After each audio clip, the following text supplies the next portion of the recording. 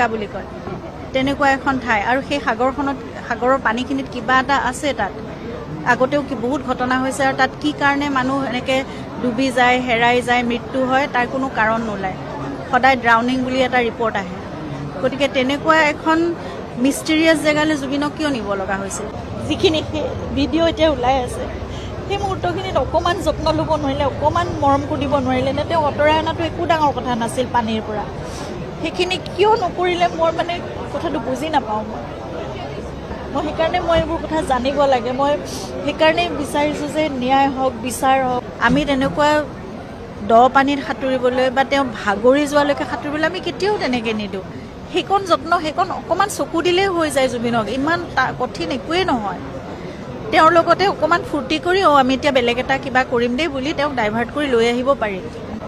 life jacket তেওঁ নিপিন্ধো বুলি যদি নিজেও ভাবিছে তেনেকৈ যাবলৈ দিয়াটো এটা কথা